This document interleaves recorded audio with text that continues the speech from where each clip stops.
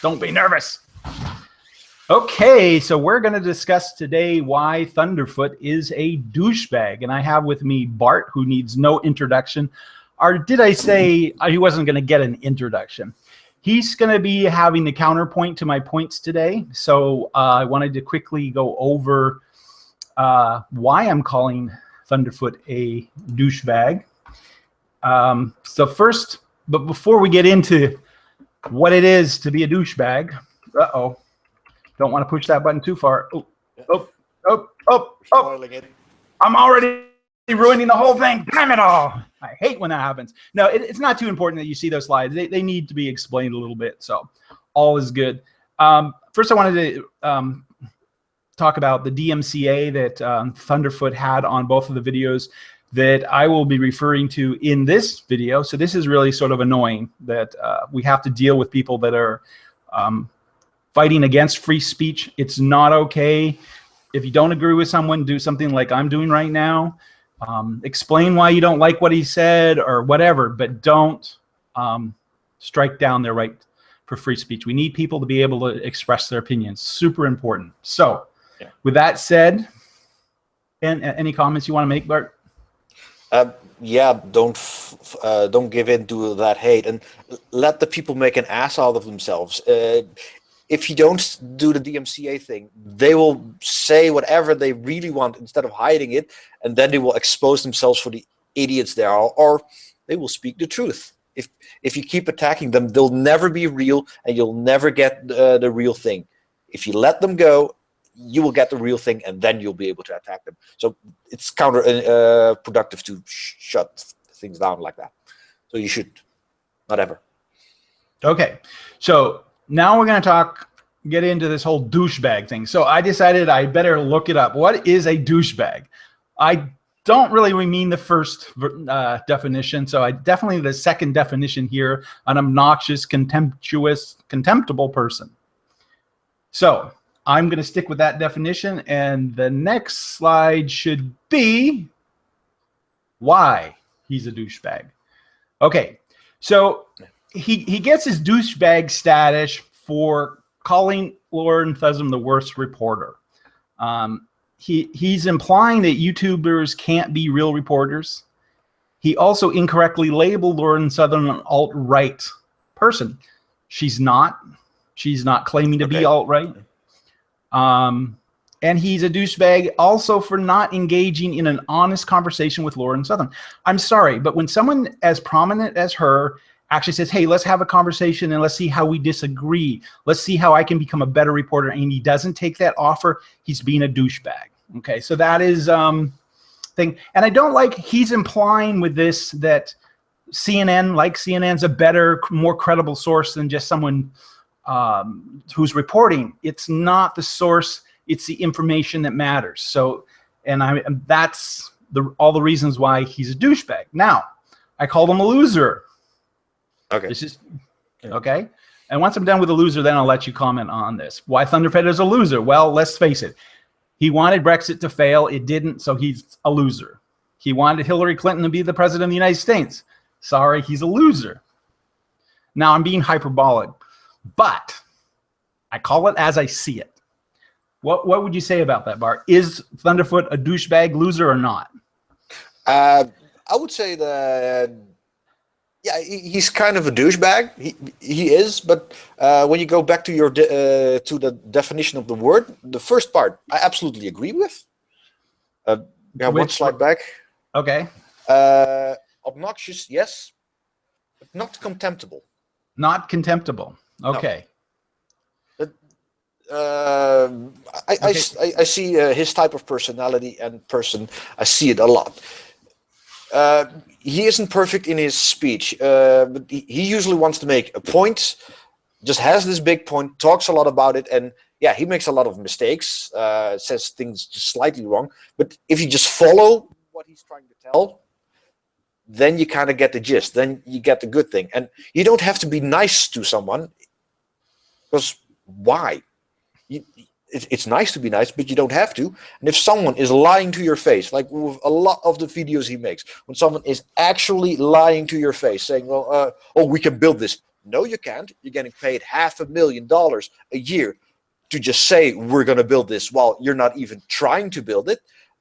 Why would you have respect for that person, and why would you be nice and kind when speaking? Okay, to you're foreshadowing. You're Yeah. foreshadowing. We're going to get into the hyperloop, and I will talk about how. But it's not just the hyperloop; it's all the other things that he debunks. If you're debunking someone, that person shows contempt for you because he lies straight to your face. Why would you use soft language and be really nice to that person if you can show this is absolutely wrong? Why would you be nice to them? You see, if you see it in politics, when the other guy just says something ridiculous. Yeah, we'll talk about that. Yeah, go ahead. And he never calls someone an asshole. Never personal insults. He just said what you did was rubbish. This was really bad. He never said you're a bad person or whatever. He never wants any harm done to anyone. He just said that what you just create, yeah, is shit. You know why? Because it's shit, and I can show that it's shit. Maybe the next thing will be a masterpiece like Picasso did, but this thing is terrible, and this is why. And he's very frank about it. He's very open about it. He doesn't just limit his speech because he can't. He's that kind of person. Me too. Well, okay. Now I understand what you're saying. He wants to be constructive. He wants to point out bad ideas for being bad ideas. Yeah.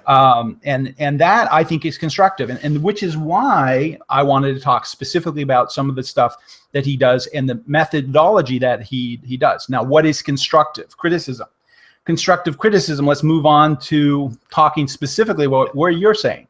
Now, good debunking matrix. Now, cost. Is this too expensive to build? You know, that's a really important question. Like, and then yield. Now, okay, yeah, it works, but what kind of yield are you gonna like? What's that water thing he debunked? I'm forgetting the name of it, but a water flower or something like that. Yeah, water, there's no way it can have the yield. There's a couple people that have different versions of it. One is like never run out of water when you're on your hike. Well, how are you gonna? You're not gonna get enough yield to get you the thirst that to quench your thirst. Might get a couple drops in an hour or something. So and that's important. So you got to look at cost. You got to look at yield. I mean, can you get enough yield? And then of course, bad science. There's no such thing as a free lunch. That design is totally crap. So there's many levels of debunking that I say these are important things to look at when you're analyzing whether something will work. I mean, it's good in business. It's good in, whatever you're doing. Make sure that the fundamentals are there. Would you agree? Yeah, I would agree that that's important. But that's not the thing he actually does. He doesn't debunk those things. He debunks the hype around it. Because the thing that those Indiegogo things are about is like hype. How can those people get the most amount of money by hyping it up, making it incredibly awesome? People just go like, yeah, it's awesome. And then they spend a lot of money on it. People walk away with a lot of money. And in the end, they bought nothing.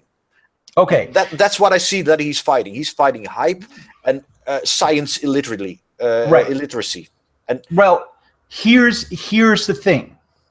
And I agree that is hype is something to look at, but you don't base it on hype for hype. You say, okay, because these fundamentals are not here, anything they say after that would be dishype because they're not looking, but look at the fundamentals. Can they achieve what they're saying? The hype is advertising. The hype is getting people excited about an idea.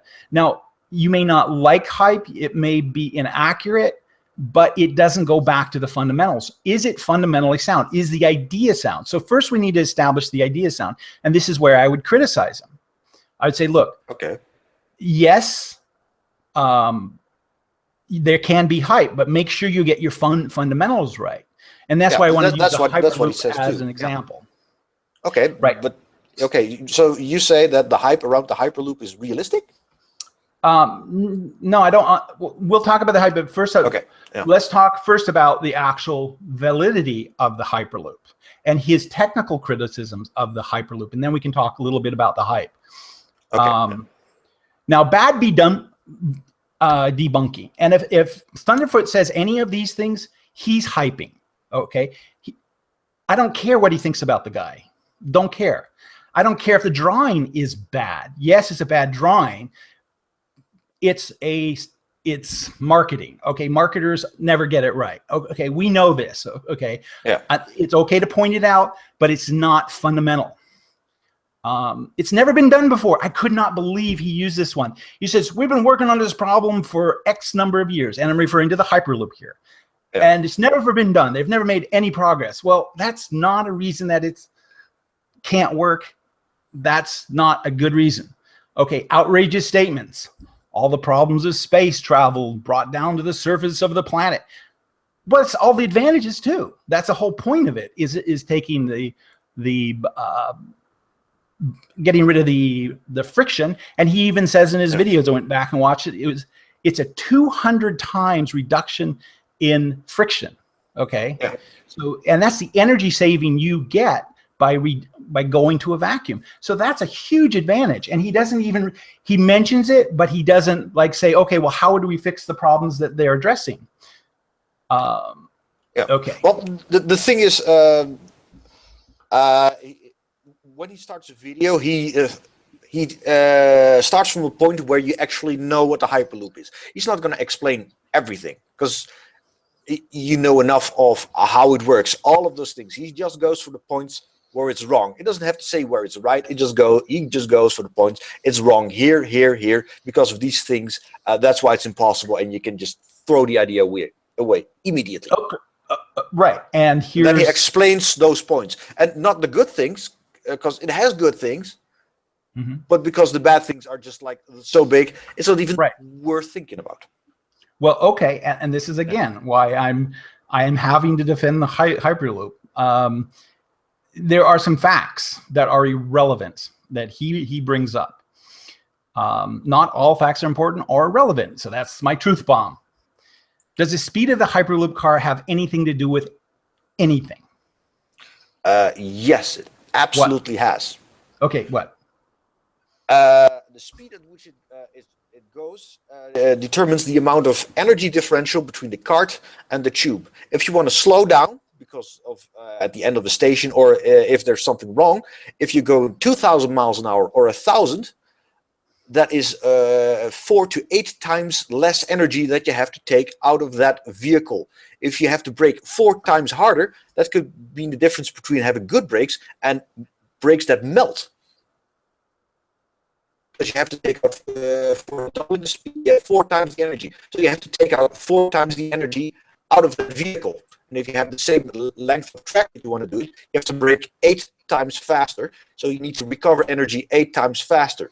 And if there's no material in the world like steel disc brakes that can handle that, well, then 2,000 miles an hour is impossible. Yet 1,000 is possible. A good example is the new world speed record, land speed record that they're attempting. The guy who did the last one, from the Thrust SSC, did 1,200 kilometers per hour. He wanted to go 2,000. He said that to one of his engineers. He literally got an envelope, did some calculations, and said, nope. Then one said, well, 1,000 miles an hour, about 1,600 kilometers per hour. Guy did the calculation. Yep, it's possible.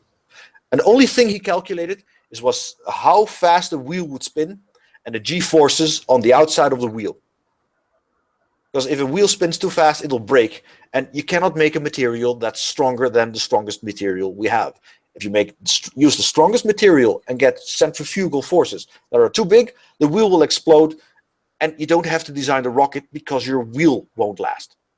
Okay. It's end of story. If that thing doesn't work, nothing will work. And that's kind of what ThunderF00t also does. Well, here's my problem with that particular thing is he's not really talking about braking systems, right? He just says it's really fast, it's a problem.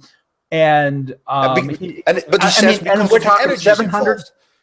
Well, because of the energies involved, and because those high energies gives you problems with everything. That's what he implies. Because of the speeds, you have high energies, and that will make everything very hard and almost impossible to do with modern materials.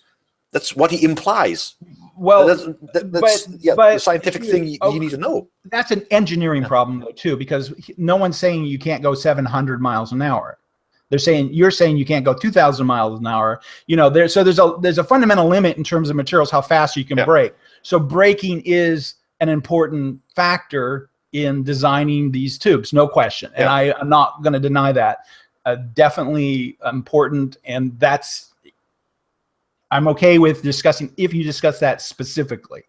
But I don't think he really addressed it specifically. He uses a lot of hyperbole to kind of back his point up. He says this is really fast. That tube experiment where he had the vacuum and the ball throws through and breaks. Yeah, that is hyperbolic. It doesn't really address the braking issue. If he wants to talk about the braking issue, he needs to specifically bring it up and talk about brakes and what kind of brake designs are going to work. Now, well, that's the problem. They haven't shown any brakes. There isn't a brake available in the world because you can't touch the tube, so you can't have a spinning wheel that slows it down. Actually, you can.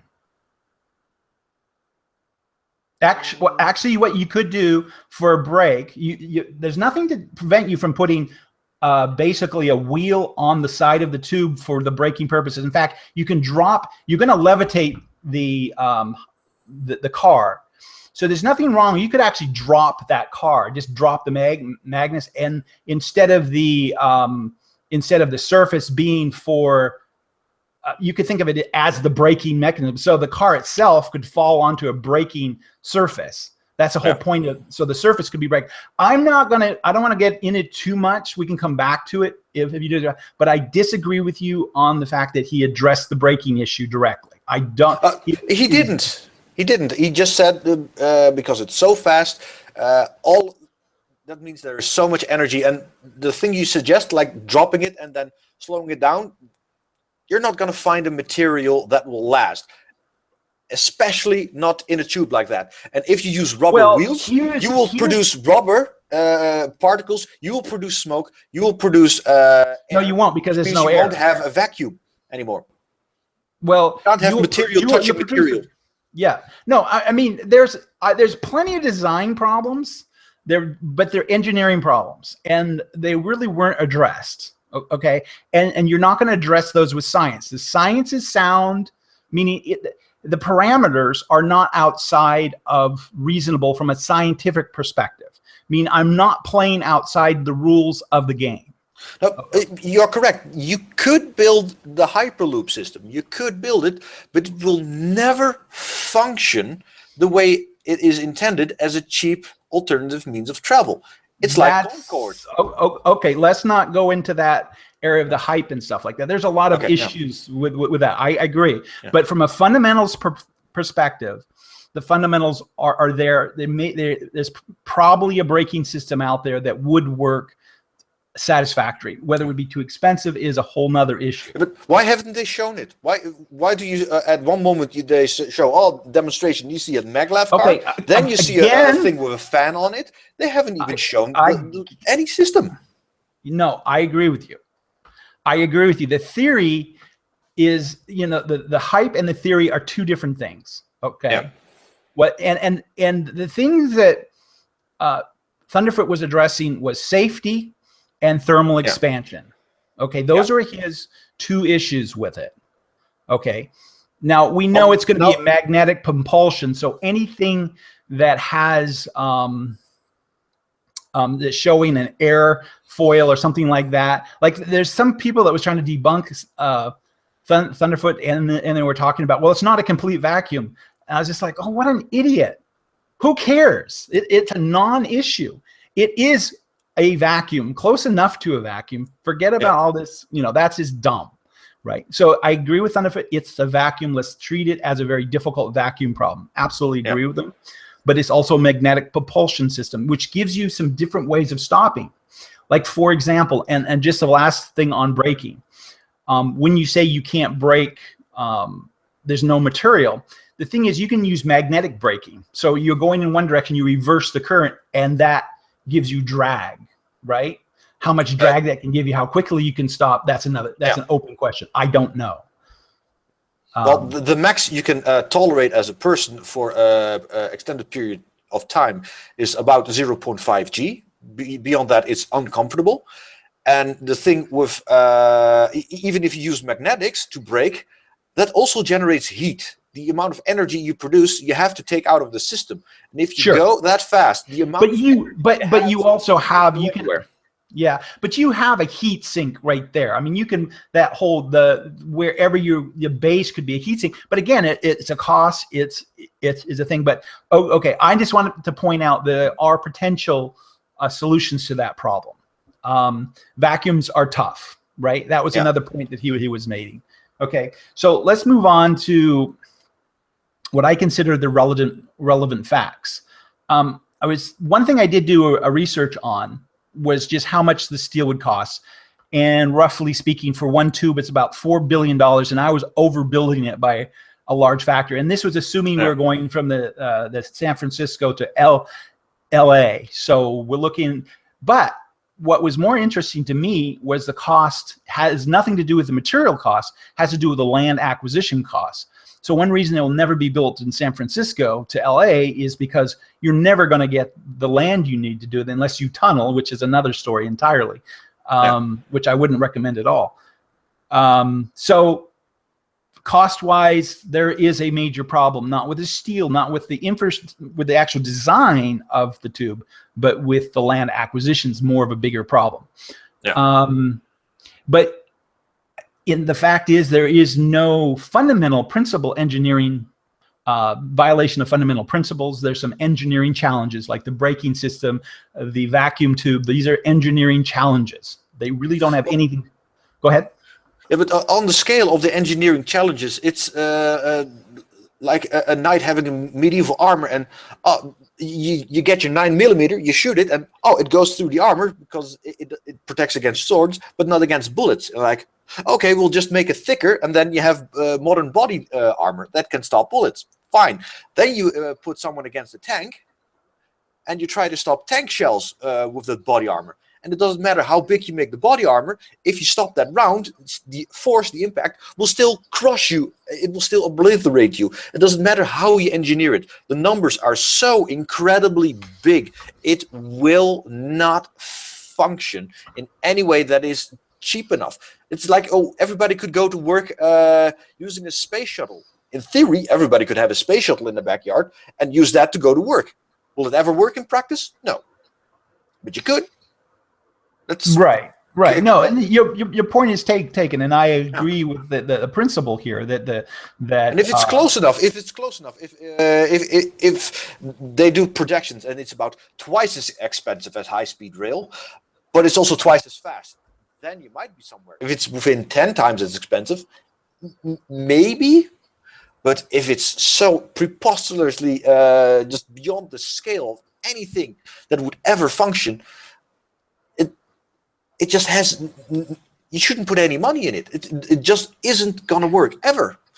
It's like building an aircraft that can go 5,000 miles an hour. You can't build a commercial liner that can do that. Okay, those are engineering. I understand what you're saying. Those are factual engineering challenges, and they haven't been addressed. The white paper didn't address them. I agree with ThunderF00t on those. They weren't addressed. My only concern was some factual stuff about, like, the thermal expansion. Okay, he addressed thermal expansion, made a big deal out of thermal expansion, and yet I was quickly able to find an alternative approach to thermal expansion. Which is? Well, first off, I agree with him that you would need to weld your pipes together, so you absolutely have to deal with thermal expansion. This idea of having couplings or whatever is absolutely for the birds. Don't do it. Too expensive to do it first place. Second place, there's advantages to welding end to end. Anyways, I am totally okay with that. So my point is this. We deal with thermal expansion the same way we deal with anything we want to control for heat. We have to control for the heat exchange. Now, I thought about it for a while, thinking how would I design it?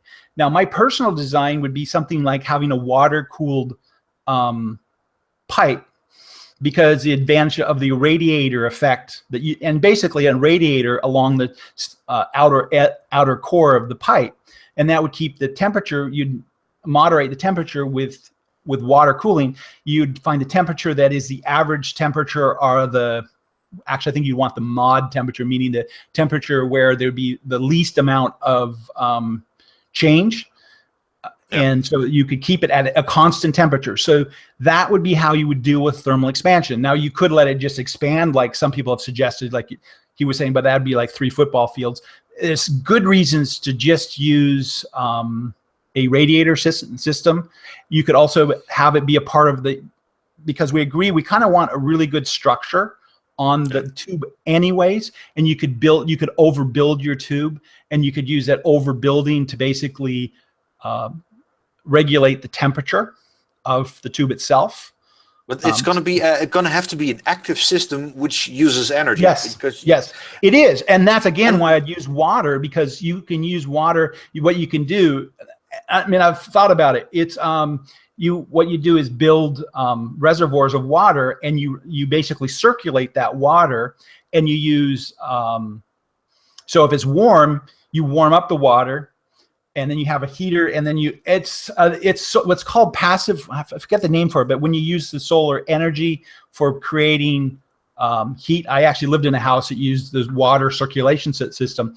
Yeah. And basically, it's a really cool way of heating, right? In this case, we're just trying to regulate a temperature, which is ideal for this type of water circulation system, and you can use primarily solar. But it would depend upon the location you wanted to do this in. You could also use insulation, like if it was in a cold climate, you just insulate the pipe so that and you wouldn't have to use much electricity, but then probably what you do is you'd run electric wire or whatever, make the conductor on the pipe itself.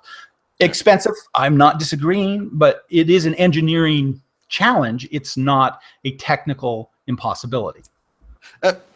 You're correct. You can do stuff that'll make it possible, but that will make it too expensive to ever work. So to ever consider. Well, we could start building helicopters for everyone. We could, but it's going to use too much fuel. No, it's not going to work. The same thing. If you're going to use a system like that, it's going to be too expensive, and you might as well build high-speed rail. And high-speed rail, all you need is gravel, some concrete blocks, and steel rods on the ground. That's all you need. And that is already 10 times too expensive. How are you going to develop a system that you're going to actively cool with pipes, with controls, with other things, with computer systems, people walking around and maintaining the stuff? The whole purpose was to have a passive pipe that just works. Now you want to actively control it.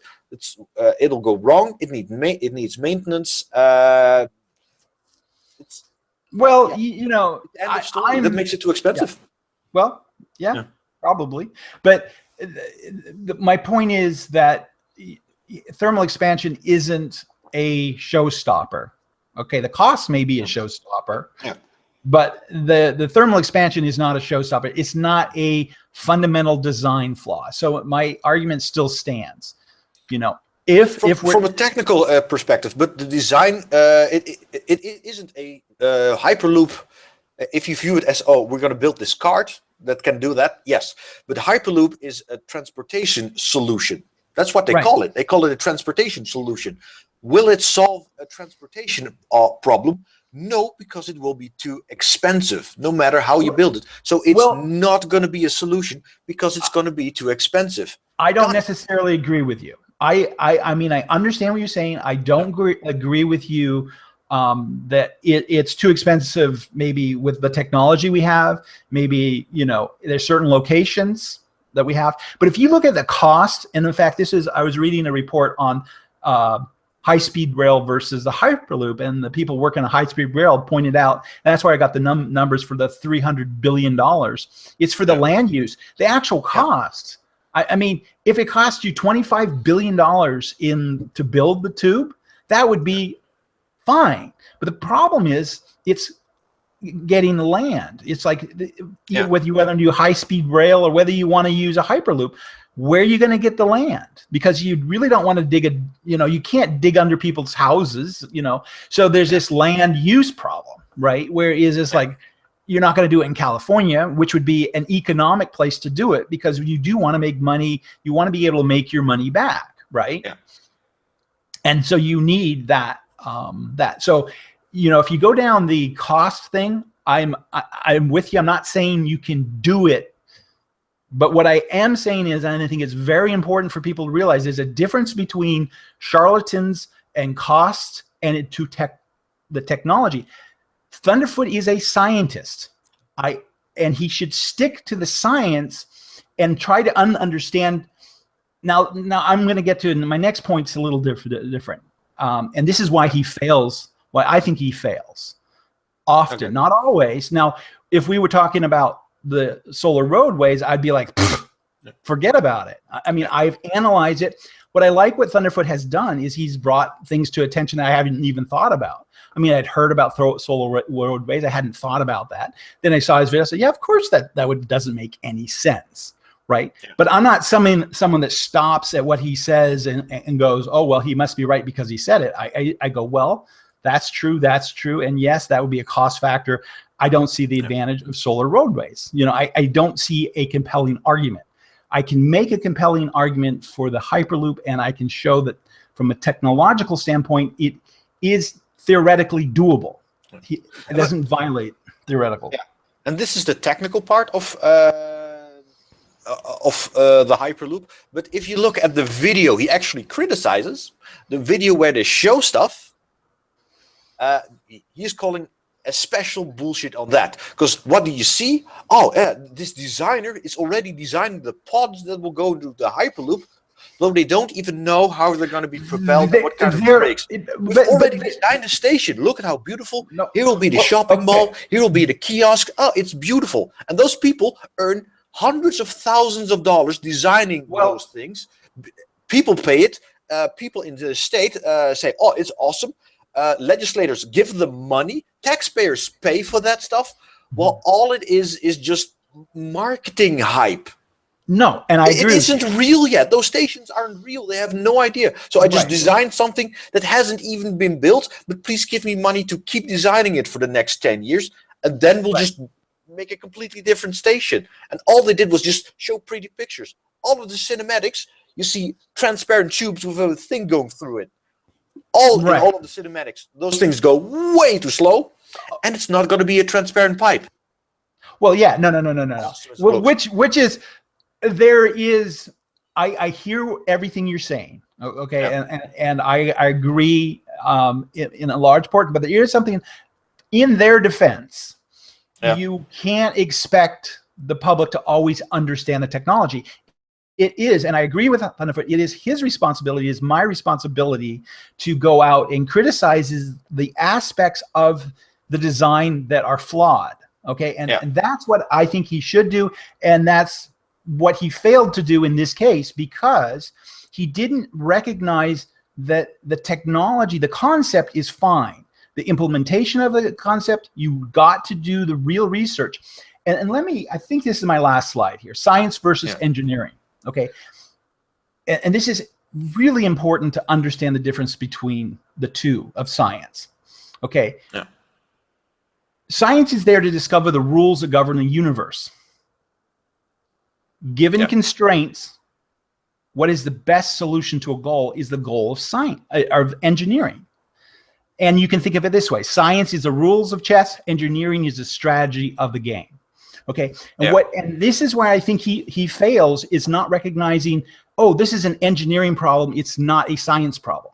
Okay, the Hyperloop isn't just an engineering thing; it is a transportation solution.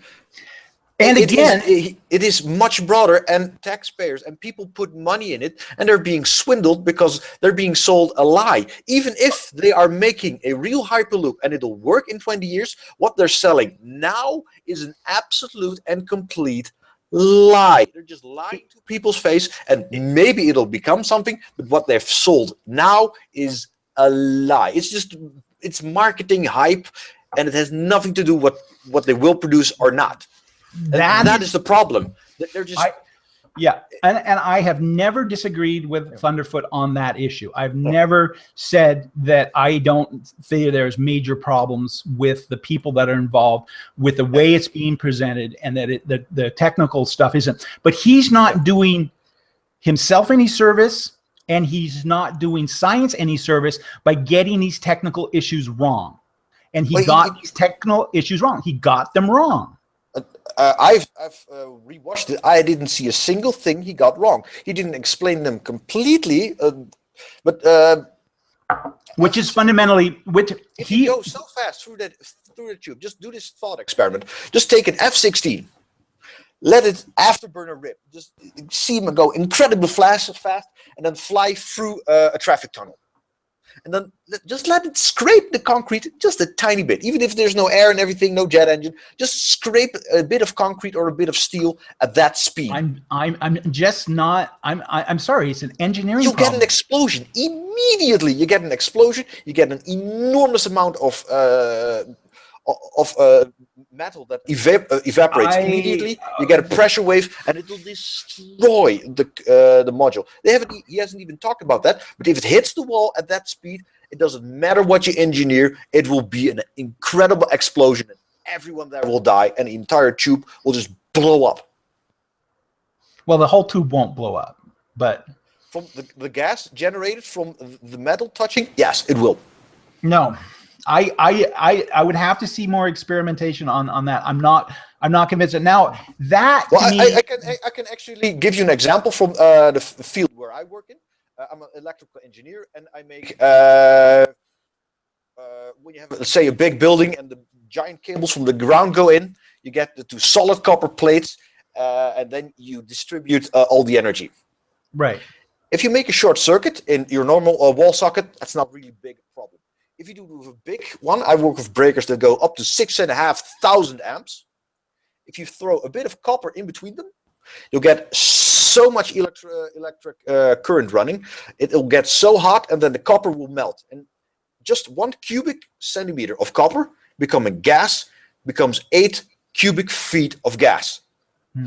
The cabinets therein, they explode. They have special bolts, and they're made very strong so that they can contain the explosion. If any electrical short will create an enormous explosion, even with not even that much power. The bigger they are, the bigger the explosion. And in a vacuum tube, if you had that much energy, you will release that much heat. It will evaporate. You will get that much gas, and it will create that explosion. Well, you better not hit the side of the tube. Yeah. How are you going to guarantee that? I have some ideas, but I haven't really thought too much about that particular issue. I was looking at the specifics of design flaws that ThunderF00t was specifically going after. Okay, and I will say his points are actually really not that strong, because the white paper doesn't explain much. They just say levitation. Well, what? You can't criticize a system for not being sufficient enough in levitation, since they don't specify what. They don't even give a design. Some of them have a fan, others don't. He criticized the fan. Other people go, well, I would criticize the fan too. Well, yeah, but the fan is impossible. Why show a picture of one of the modules with a fan if the fan is impossible? Yeah, it is. It's absolutely impossible. Yeah. Look, what if BMW did that? Oh, this is going to be our next car, and it has 20 wheels. Oh no, the real car doesn't actually have that. They say, oh, this is a concept. This is just to look cool.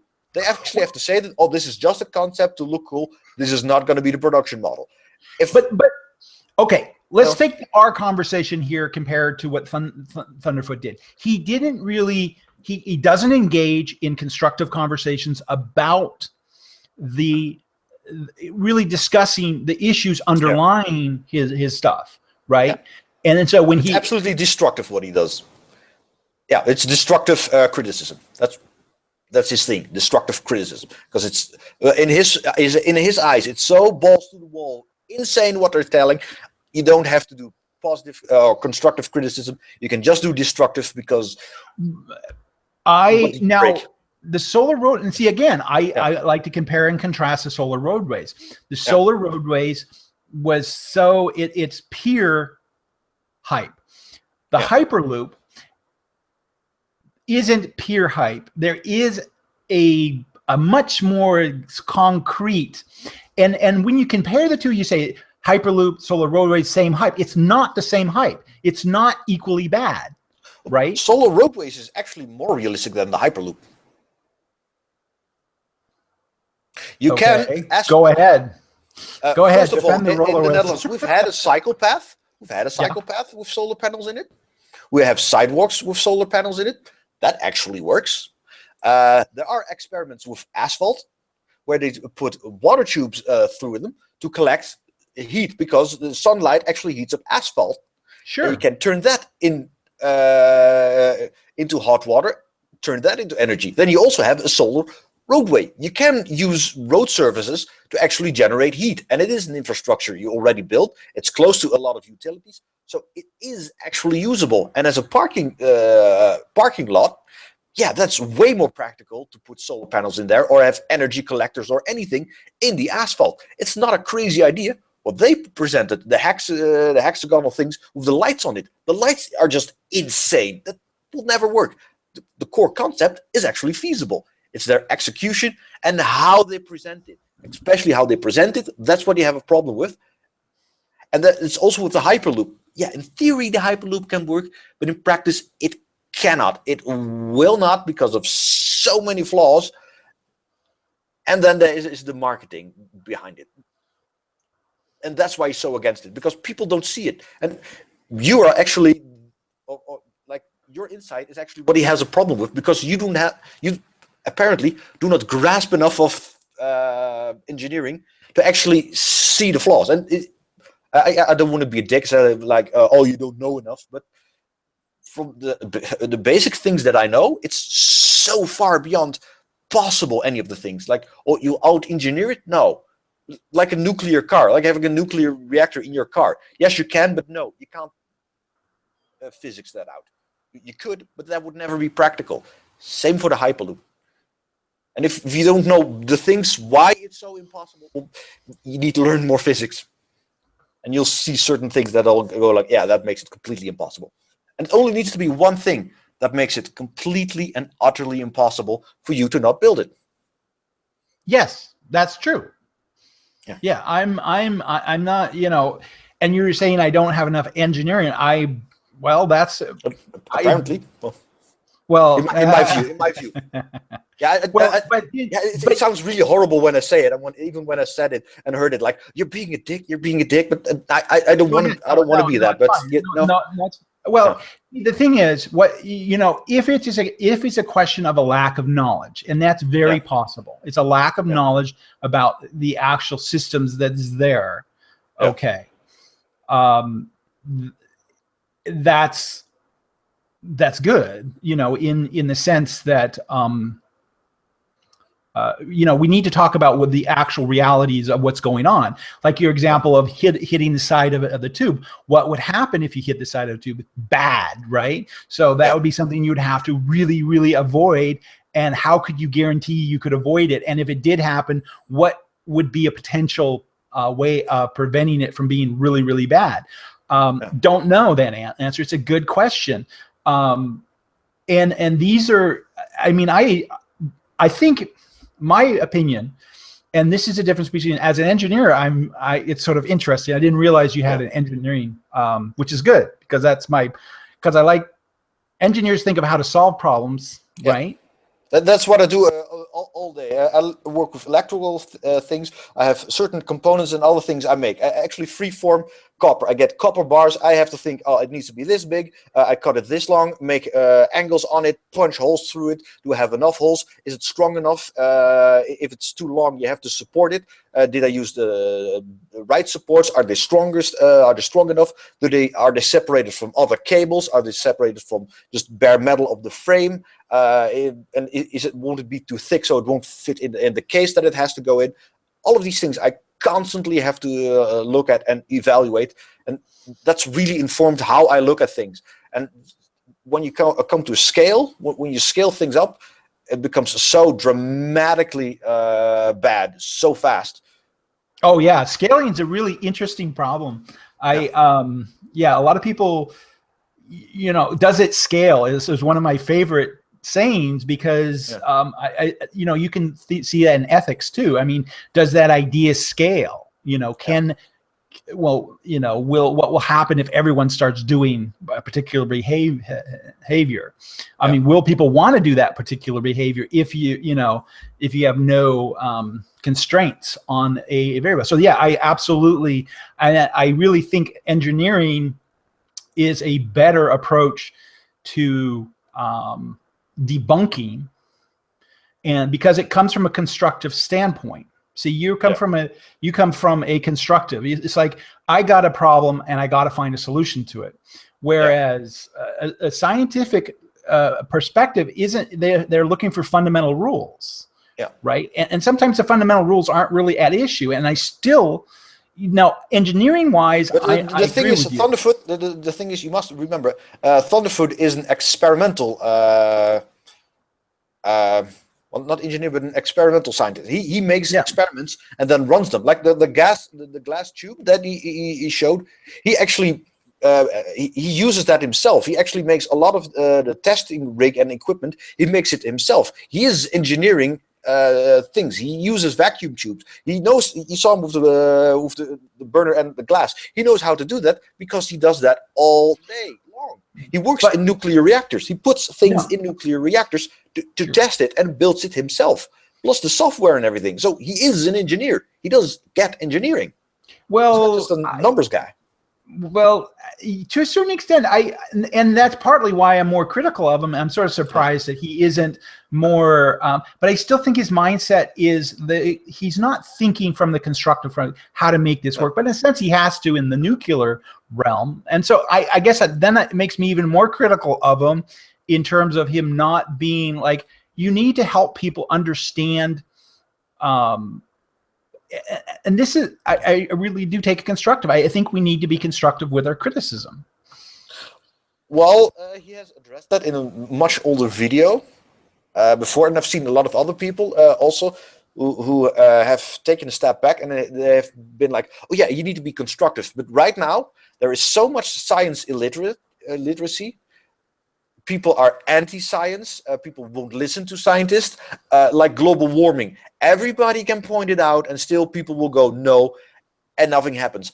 What is the use of finally explaining small, very hard, intricate details about stuff that people have no idea about, while even the simplest thing isn't real about it? Why go into detail? That just muddies the picture. Just go no, because simple. Don't even explain it. Just say, we know, no, and this is how we know.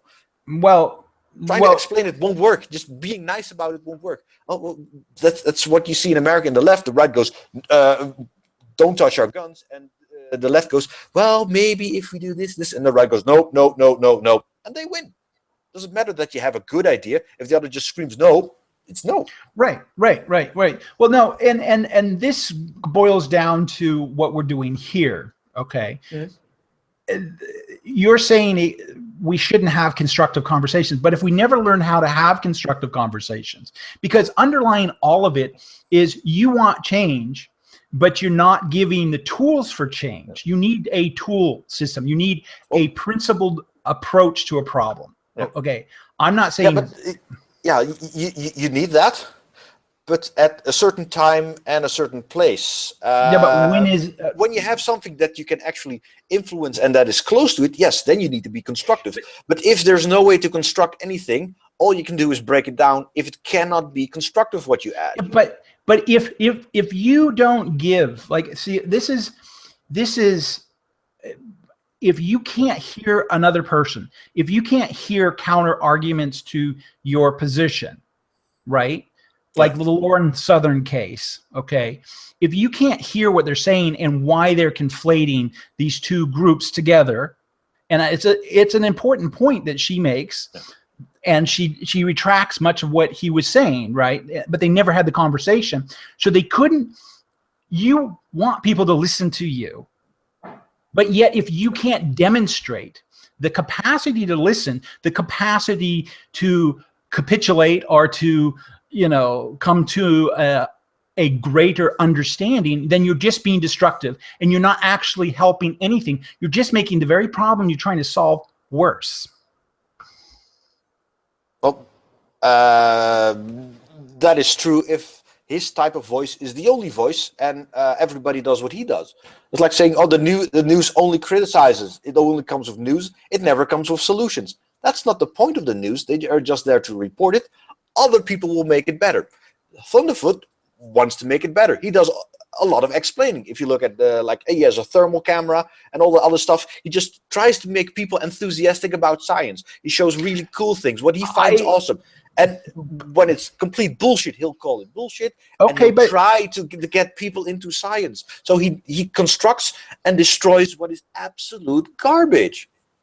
But see, I think again, you know, you're defending him, and that's fine. But but because we got to know whether or not that is going to achieve his end goal, right? Because I mean, if we want a better system, if we want a government that functions more rationally, less emotionally, then we have to avoid emotional language ourselves, wouldn't we? Or at least if we use emotions, we need to be very careful about the use of emotions. Yeah, I'm autistic. I wouldn't know about that. I've heard about the concept of speaking with emotions and being emotional. I don't see it, get it, or understand that at all. It's not a thing for me. I don't. You know, you said that to me before. I think it's kind of like I compare it to text. When someone just talks to you or someone yells, people say when you yell, it's different. When I read a text with a small font or a big font, it's the exact same. When someone talks silently or very low voiced or yells, it's still the same words, same information. It doesn't change for me. Just like font doesn't change how I interpret what I read. That filter isn't there. Just because you make the letters bigger or red or green doesn't change anything for me. Right. The emotional attachment to specific things. Okay, but I don't think language and the volume and those things. That's a trigger. Like people say, "Oh, a British accent. I find it soothing." Like it's just the same words, just with a little different bit sound, but the same words, same concept. It doesn't apply any filter to me. I don't hear anything different from an American accent or British. It's exactly the same for me. The information that comes in, there's no difference. Just like you can't type with an accent, well, reading with an accent also doesn't translate, doesn't bring anything. If you, right. I'm thinking about this from an ethical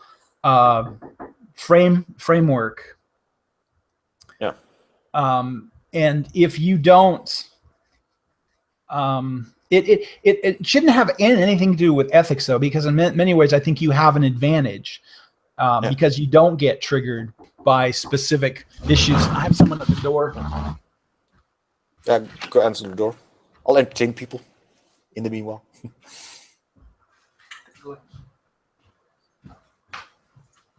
Okay, so in the reason I was thinking about I showed you the slide at the beginning of this foundations of values and good and bad, because I think partly people do get into now. My argument is a good thing would be constructive, and you're saying that ThunderF00t's videos are constructive, but are they as constructive as they could be?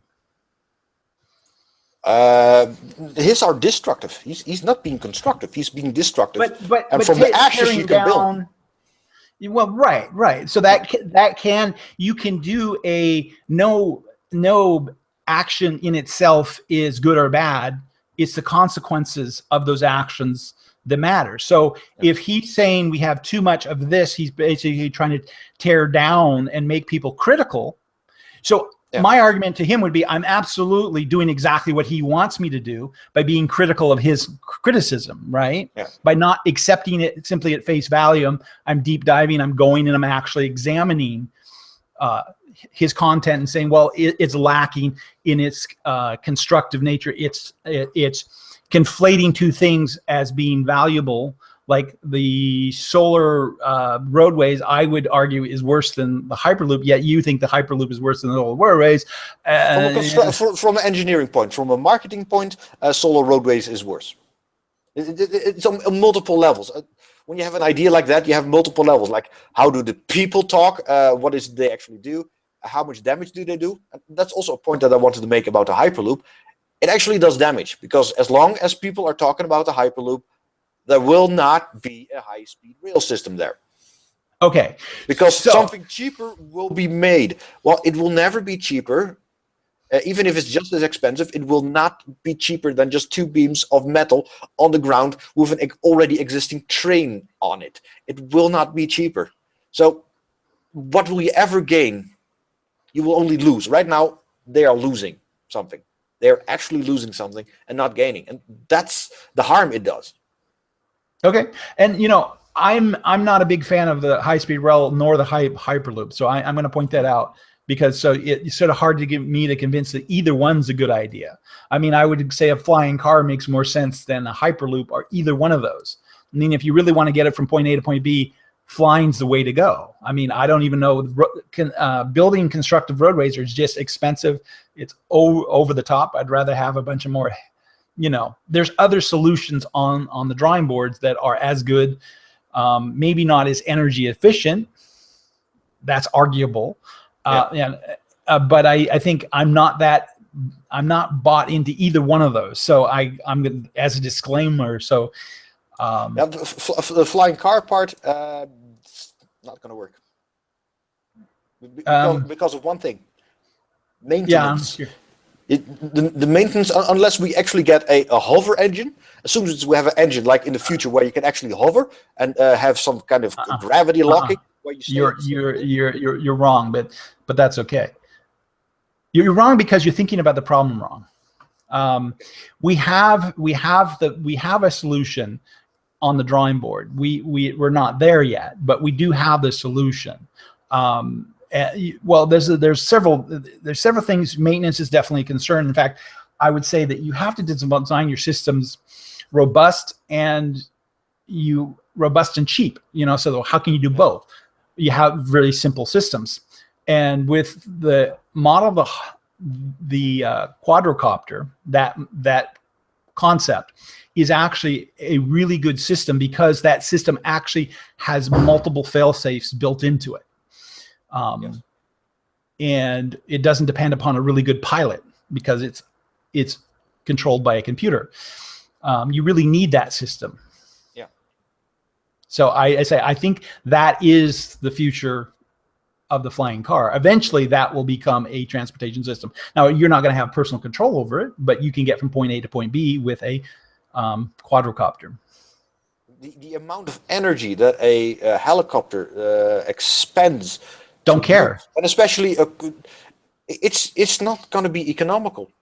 It is, because you're not thinking electric, because you don't believe in battery technology. I do actually. A few years ago, I would have said that electric cars are bullshit. Right now, with the technology they have in the labs, we're all going to be driving electric cars, and I hate it. I like boom under my hood, but yeah, we're going to drive electric cars. Yeah, that's going to happen. Period. We have the technology. It's going to happen. You're going to fly electric planes too. Maybe, but not personal transportation. Nope. Well, so unless they find a completely fundamentally different system of flying, it's not going to happen. No, I wish it was. I wish it was. Well, we can disagree on that for technical reasons. I just think that you do have the model in the quadrocopter is a good model. It actually will work. What is the maximum speed of a quadrocopter? Horizontal speed. Well, see, you can do funky things, you know, if you want. But see, we don't need speed, because you're not using it for long distance travel. You're doing it for short distance travel. You're using it for a couple hundred miles max. You're not going to use it for, you know, long distance travel. Then you're going to go to a plane, a different entire model. But I'm talking short hops, going from point A to point B. Because what it does is it alleviates that infrastructure that's so hard to build between really concentrated populations. But that's the thing, though. Asphalt is actually pretty cheap. Roads It is, are very cheap. but it's the land. It's the land. It has nothing to do with the asphalt. Yeah, Well, it's cheap. okay, The land maybe in the US it's expensive, but in Europe our government goes like, yeah, you know this country? Yeah, it's our country. That house, yeah, that's about worth that much. You get that much money, 5 years, buy. That's actually what happens. It happened to a friend of mine. Their parents had a truck stop, and they were going to expand the road. Those plans have been out there for tens of years, and then they said it's going to happen. And in 5 years, we're going to buy the land from under you for that price, and you're just going to have to go. And it didn't cost billions because it's already their land. Right. Well, that's a different approach. You know, I'm not a big fan of that approach necessarily, because I think you're rearranging your infrastructure, the cost of tearing something down, the cost of moving. It's really inefficient. There's a lot of reasons why I don't like ground transportation, because it's a fixed transportation system, and I think the cost is higher. I don't care how cheap the asphalt is. It has very little to do with the asphalt. It has to do with the rearranging of roads, tearing things down, putting things back up. Yeah, it creates a lot of work for people, but when you have a better solution, do it from the air. I mean, that's why birds fly. You know, it's a very good transportation system, right? Well, that's actually not not to get off topic, but that's actually not the reason that birds fly. Well, okay. Why do birds fly? Birds fly because they can stay high enough to stay away from the predators, and predators that are so big that are able to eat birds are too big to then fly. Right. That's why you find birds of a certain size, and in some regions you get hunting birds like owls or certain eagles that hunt other birds. Most birds can be too big to be hunted by other birds, and they can't be hunted by something that lives on the ground. If literally pigs could fly, there wouldn't be any birds because the pigs would have eaten them. That's their niche. They can fly from treetop to treetop, be safe, and nothing that can eat them can get to them. You're looking at it. You're looking at it at a lower level. I'm looking at it more as a higher level. The advantage to flying is that you can get away from predators. That's definitely true. But you also have a larger footprint for ecosystem, right? So you can move from point A to point B. You're not stuck in the brush, right? So there's a lot of advantages for the infrastructure problem. You have you have this ecosystem that's very compressed together. You know, you can try to fight your way out, or you could just rise above it, right? Yeah. So, and that's my argument. And I think my analogy still stands. Why do birds fly? To get above everything. Right, to go around it. You don't have to worry about what's on the ground. You can leave what's on the ground on the ground. You don't have to touch it. You can leave it alone, and then you can just jump around it. And that was my point. So, but yeah, I like the biological analogy. I think that's fair. Why do flying squirrels then fly or sail? Because the same reason. But it doesn't increase their habitat. They don't actually. It does. Able to migrate. Actually, it does, because what it gives them is the ability to stay above the ground instead of having to go on the ground to go up another tree. They can then jump from one tree to the other, and that's to stay away from predators. Because walking is actually safer and more energy efficient. Strangely enough, it is more energy efficient because of maintaining those wings and the fat and the muscle that they need for the gliding and everything takes actually more effort than if they were to go down. I would go and relook it. I would relook at that. I would relook at it. I remember watching a show, and I forget, there was some engineers looking at ground transportation versus air, and if you apples for apples, it's really the same. You know, there's no energy difference between flying and driving. They're basically the same. Now that could be wrong, but we'd have to really get into it. So I'm not sure you're correct about that assumption. Well, on the ground, rolling resistance becomes a major factor at 80 kilometers per hour. And in the air, it only becomes that at about 800 kilometers per hour. And that's where you have the magic part where flying becomes better. Yeah, but if you go fast, flying really works. If you go slow, flying doesn't work. Okay. Because driving doesn't work when you go fast. Well, you know, I'm thinking about just that. If you look at a topology of an undulating surface, you have trees, you go up trees, you go down trees, you go up trees, you go down trees. You know, straight line is a lot more efficient from that standpoint too, right? You know, when you're in a physical environment, it's not you can't go in straight lines. When you're in the air, you have the straight line advantage. So I think there's, you know, that's gets pretty esoteric at that point. For another point, they already have a flying car. You can already buy it, and it has about 900 brake horsepower. Just to hover, it needs 900 brake horsepower, and it's lighter than small cars you see driving around. If you want a family-sized car to fly, you need about 1,500 brake horsepower. That's simply what you need. If you can do that electrically, that would be awesome. But where are you going to find the batteries like that? In theory, they can't even work. The electric engines that produce that much, we can't build them within a frame that are also again light enough. Because you can produce that with electric engines, but then the car will be twice as heavy. You would need bigger batteries, bigger engines, and it's like building an electric rocket that goes to the moon. You can't go to the moon with an electric rocket. Yeah, it's simply you hit a wall where it can't work, and that's what you get with flying cars. Yeah, well, I mean, go ahead and put that on your long bet there, and. Now, I'm not saying it is going to be tomorrow, and I you know, people, you know, they do a gas-powered flying car, and I say I don't like gas-powered flying cars for a variety of reasons. But yeah, it's got to be electric. If you don't have the battery, it's not going to work. If you don't have the motor, it's not going to work. But very simple. You need an energy system that can produce enough energy, and you need an engine that can take electricity, deliver that much power that is light enough. As soon as you have that, it can work. Like, it can happen, but we have nowhere, we can't see anywhere any possibility within our lifetimes of that happening, because we don't see the materials or the technology come from anywhere. I In theory, plasma induction engines could do that, but you would have to create temperatures of the surface of the sun. What are you trying to build now?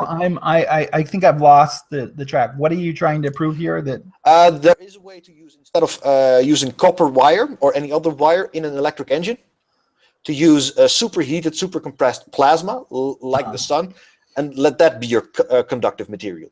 So instead of a fusion engine, you use the fusion material as your magnetic conductor. Oh shit! Yeah, okay. That's the type of level you could make a flying car with that. If you also have a fusion engine, that could work. In theory, it can. Well, but there we're not again, going to make that tomorrow.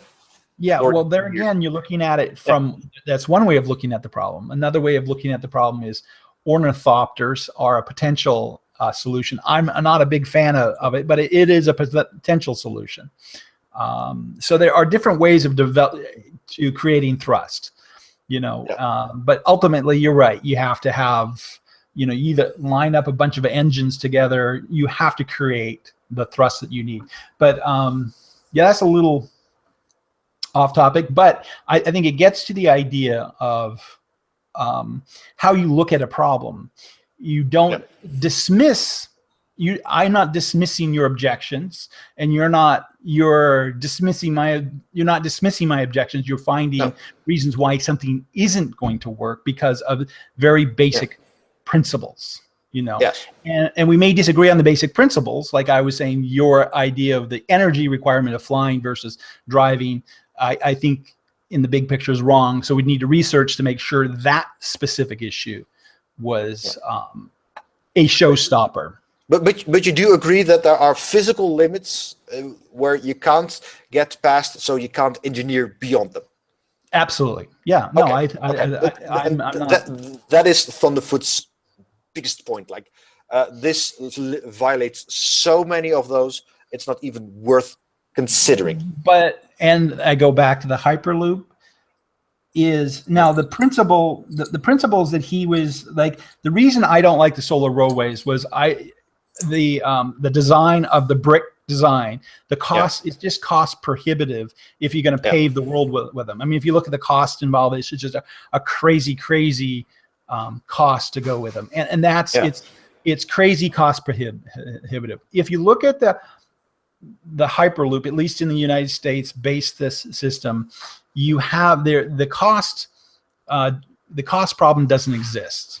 Okay, we agree from the solar roadways that the technology itself is basically sound. There's no argument about the technology. We're not that. It's really a cost argument. And function, like the LEDs in the road, you won't see them from an angle in daylight. So the LEDs aren't going to do anything. They're worthless. You know, that's just worthless. Yeah. And those are very concrete, very easy to debunk, and just to say, look, yeah, you can do it, but it's not going to give you the ability to see daylight. You can't have your traffic signs embedded in the road. In fact, virtual reality glasses do a lot better, or augmented reality glasses do a lot better at that. I mean, we don't need, this technology. There's other ways of solving the same technology. So what we would do in the Hyperloop versus the train, right? I mean, if it's a question between the Hyperloop and the train, we need to ask, well, okay, maybe if our system was designed and we could prove the design was going to work, which the white paper does not prove, and so he wins on that point.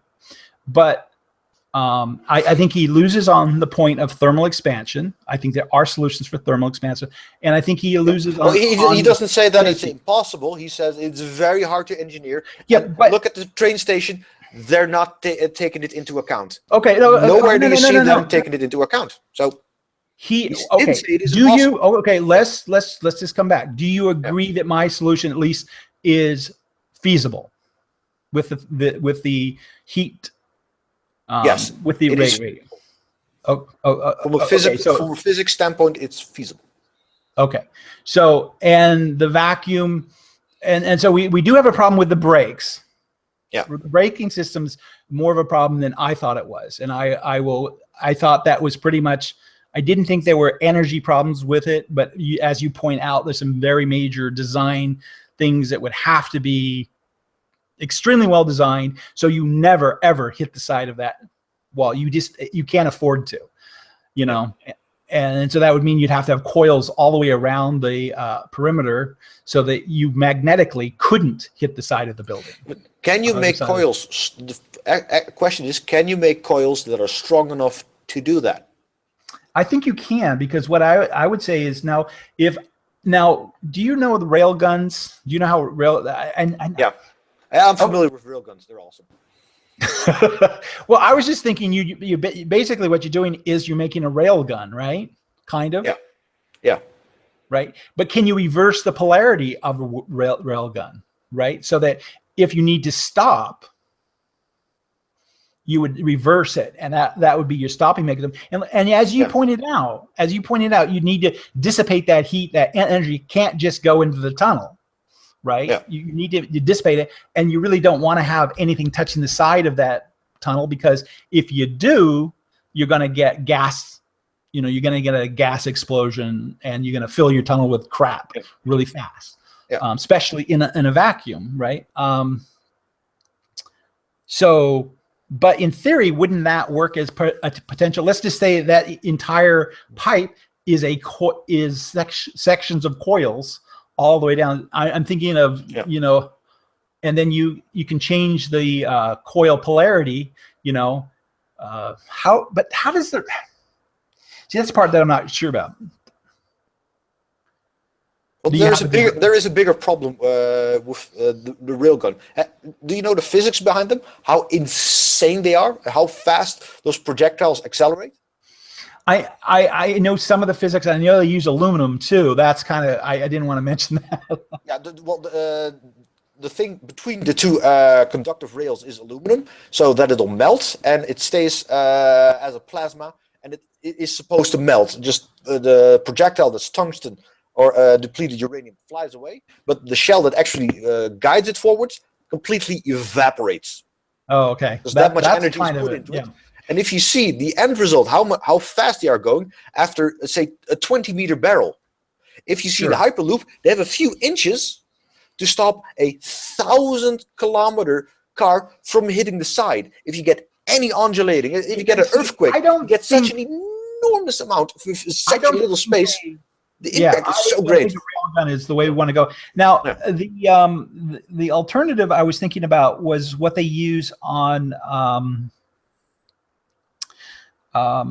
amusement car rides, roller coasters. They have a booster system they use with they use magnetic boosters, and they use actual coils on that. Whereas the railgun uses that stuff that I don't really know the physics behind. But I do know the coils on the that's essentially if you talk about weapons, that's a Gauss rifle, but you know, there's a linear accelerator.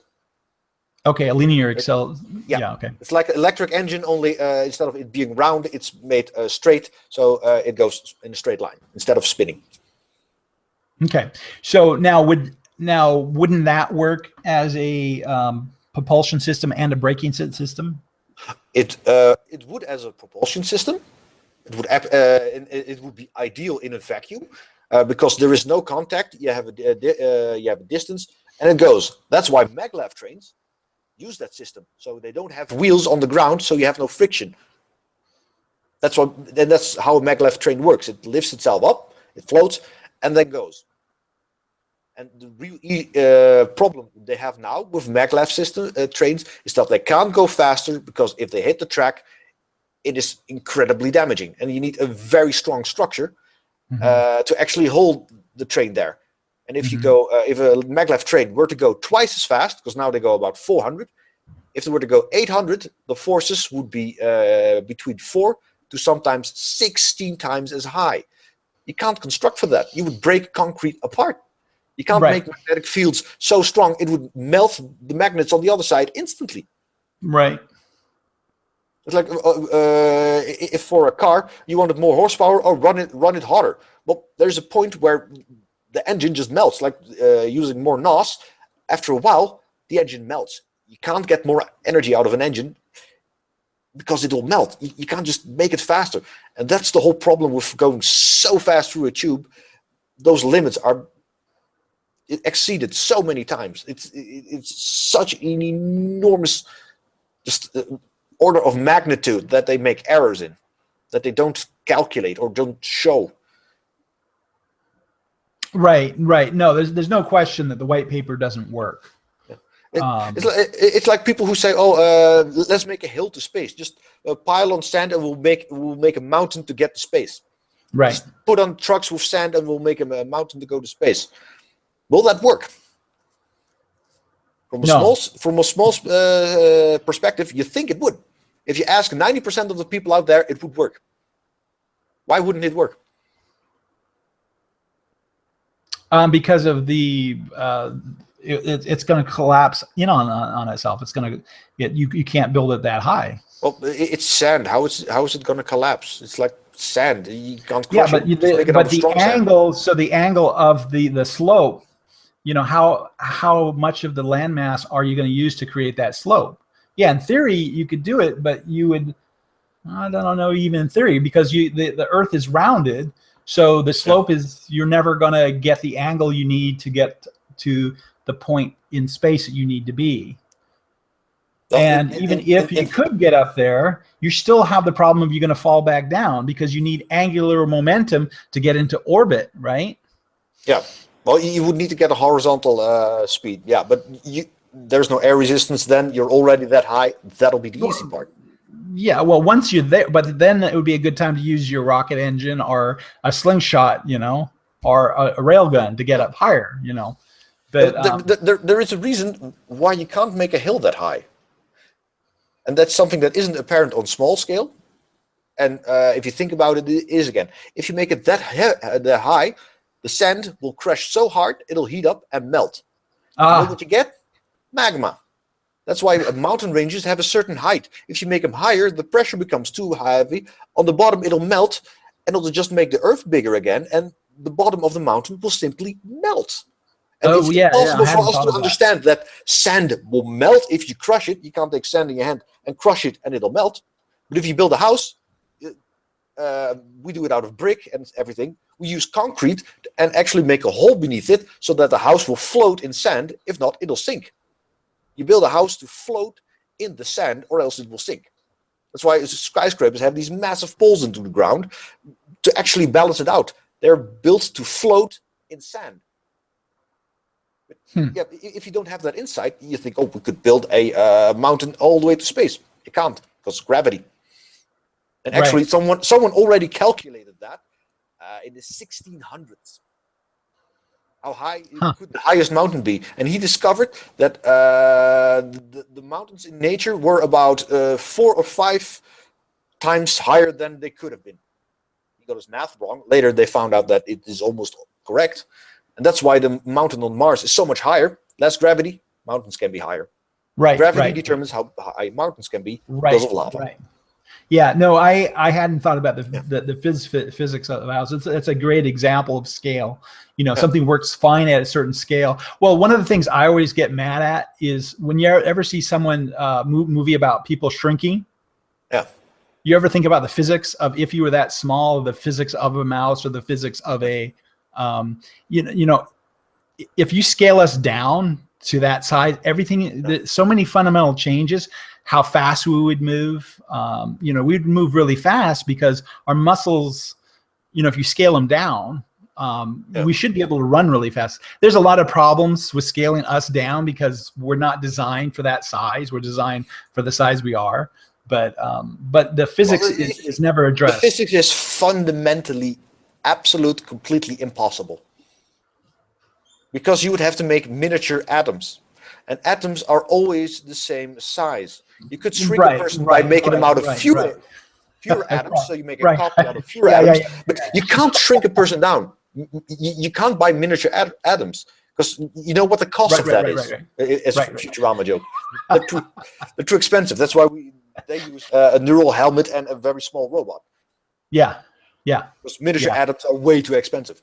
Yeah, that's another good way of looking at that problem. But I'm just thinking, if you were physically that size, I mean, you took your brain out and you put it into a robot, for example, of that size, how your physics would change in terms of your ability, the ability to jump, for example. I mean, if we had the design similar to what we have, you could jump really high because our muscles are designed for basically to move more mass, right? So look at the proportion of a mouse's legs to their body size, for example.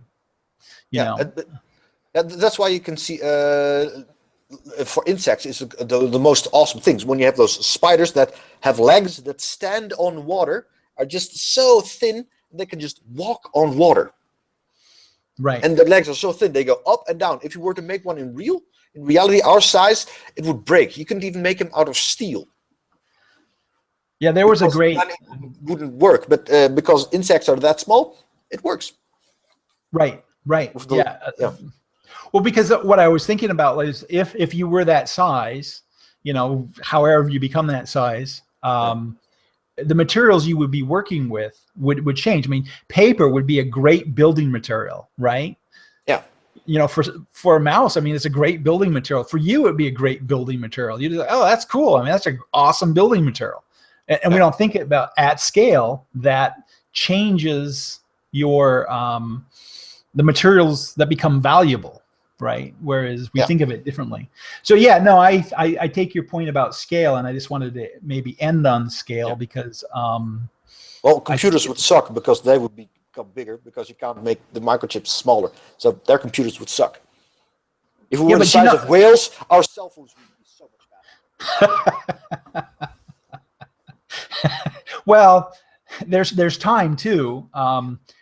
The perception of time, I think, at the mosquito or fly scale is probably, we seem really, really slow to them, right? Why do they move so slow? Because we're so big, right? Yeah, the distance, literally the distance in our brain is so much longer. Signals take so much more time to travel.